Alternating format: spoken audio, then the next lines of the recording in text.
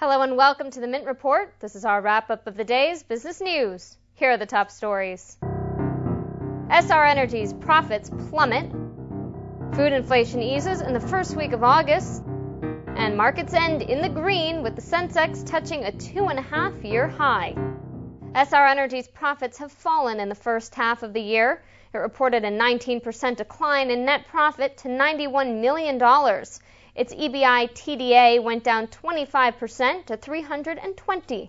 The company said the fall in numbers was caused by strong numbers in the year-ago period. This is the first time Essar Energy has posted results since it listed on the London Stock Exchange in May. That IPO brought in $1.85 billion for a 24% stake in the company. And Procter Gamble's Indian arm has also seen its numbers plummet. The company's first quarter profit fell a whopping 80% to just 10 crores. Net sales, on the other hand, rose about 9% to just under 200 crores. The company said promotional campaigns and the new excise duty introduced in this year's budget ate into its profits. And despite the bad numbers, Procter & Gamble stocks ended in the green on Thursday, taking their cue from overall markets.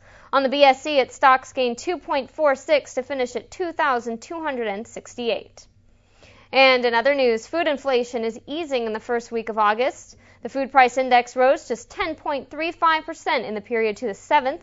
The previous week, it went up by 11.4%. Meanwhile, Congress President Sonia Gandhi today said controlling inflation was a top priority of her government. In recent months, opposition parties have staged demonstrations and blocked proceedings in Parliament to protest rising prices. And while food inflation may be easing, the Asian Development Bank says it'll probably revise its inflation forecast for the country. The bank expects to revise its estimate by the end of September. Its current projection for the fiscal is 5%. Now, the bank said infrastructure development and greater agricultural productivity would bring inflation down further. It added that the RBI's moves to tighten monetary policy were steps in the right direction. And moving on, after weeks of bad publicity, the Commonwealth Games is going to lose two of its sponsors.